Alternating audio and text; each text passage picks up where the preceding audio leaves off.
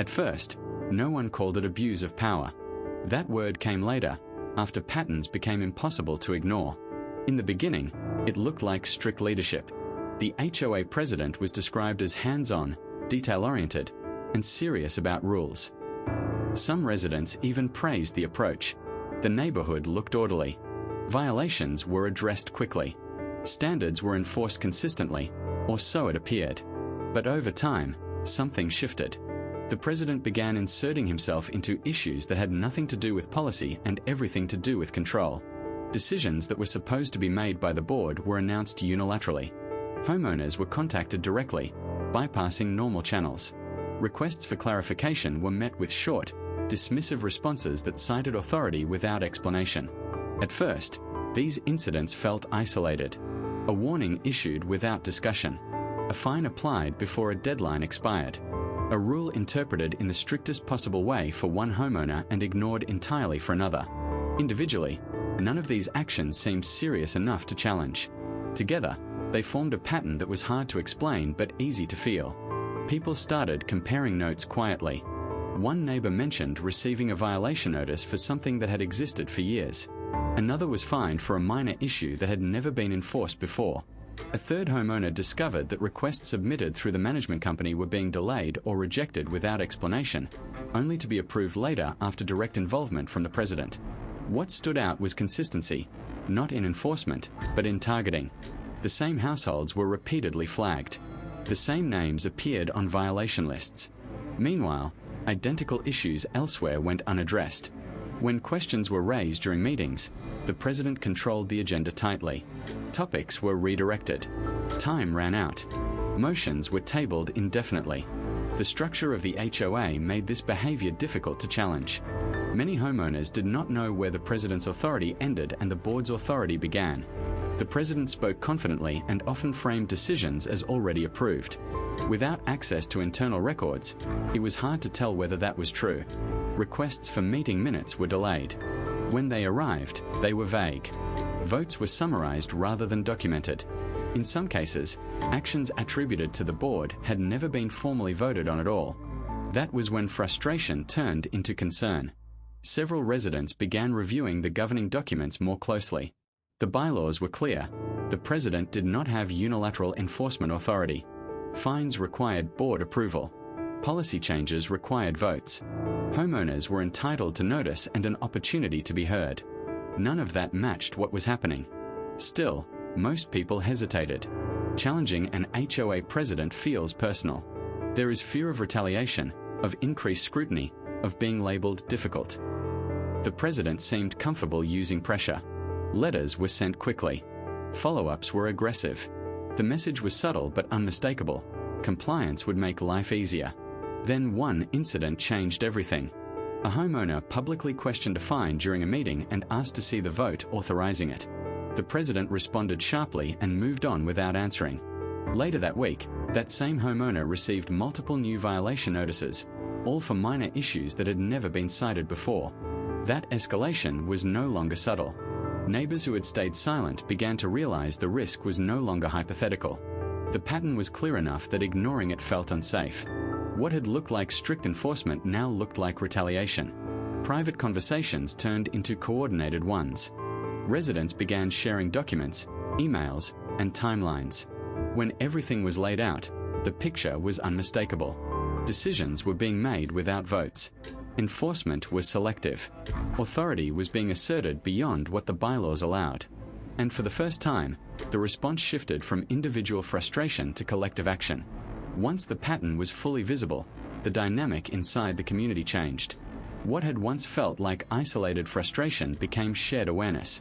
Neighbors who had never spoken to each other beyond polite greetings began comparing emails, notices, and timelines. When those pieces were placed side by side, the scope of the problem was impossible to ignore. Decisions attributed to the board had no corresponding votes. Fines were issued without approval. Enforcement actions appeared immediately after homeowners raised questions or challenged authority. In several cases, management company emails revealed that instructions were coming directly from the president, not from the board as a whole. The paper trail did not match the public narrative. The most damaging discovery involved meeting records. Minutes that were supposed to document votes and decisions were vague to the point of being meaningless. Motions were described without outcomes. Votes were referenced without counts. In at least 2 instances, actions later enforced against homeowners did not appear in the minutes at all. This was not a clerical oversight. It was a structural failure. At that point, the issue stopped being about personality and became about governance. A small group of residents began researching the bylaws and state HOA statutes together. What they found confirmed their concerns. The president's role was explicitly limited. Enforcement authority rested with the board, not a single officer. Retaliation against homeowners for exercising their rights violated both the bylaws and state law. The more they read, the clearer it became that the HOA was exposed to serious liability. The group decided to act collectively. Instead of individual complaints, they drafted a formal written demand addressed to the entire board and the management company. The letter was factual, not emotional. It cited specific incidents, referenced governing documents, and requested corrective action. It demanded access to full meeting minutes, a halt to retaliatory enforcement, and a clarification of the president's authority. It also requested that future enforcement actions be approved by recorded board votes. The response was immediate and defensive. The president denied wrongdoing and framed the situation as a misunderstanding fueled by misinformation. The management company attempted to deflect responsibility by claiming it acted under board direction. But neither response addressed the documented gaps. Neither produced missing votes or approvals. The denials were broad.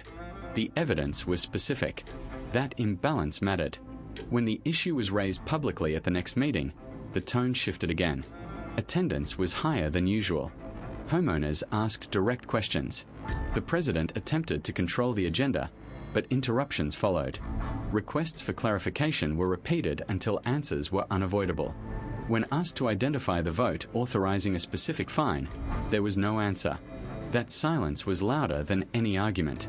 Within weeks, the situation escalated beyond internal meetings. A complaint was filed with the appropriate regulatory body outlining governance violations and retaliatory conduct. An attorney representing a group of homeowners sent a formal notice outlining potential claims, including breach of fiduciary duty. For the first time, the risk extended beyond inconvenience and into personal liability. The response changed almost overnight. Enforcement actions stopped. Outstanding fines were paused. Violation notices were quietly withdrawn. The president's communications became limited and carefully worded. The board scheduled a special meeting to review governance procedures. Independent counsel was brought in. Shortly after, the president resigned. There was no dramatic announcement and no admission of wrongdoing. The resignation was framed as a personal decision, but the timing left little doubt.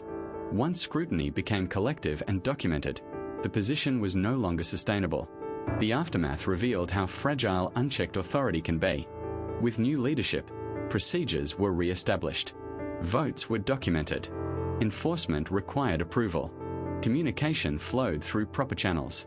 The same rules existed, but they were applied differently, carefully, consistently, and transparently. Perhaps the most important change was psychological. Homeowners no longer assumed that authority was absolute. Questions were asked openly. Documents were requested routinely. Meetings became functional rather than performative. The culture shifted from compliance through fear to compliance through process. This case demonstrated a truth that many HOA boards prefer not to confront. Power inside an HOA is only as strong as the silence around it. When homeowners act individually, abuse is easy. When they act collectively, abuse becomes visible. And once visible, it becomes difficult to defend. The president did not lose power because of a single complaint. Power was lost because patterns were documented, shared, and confronted using the HOA's own rules. The neighbors did not fight back with anger. They fought back with structure. And that made all the difference.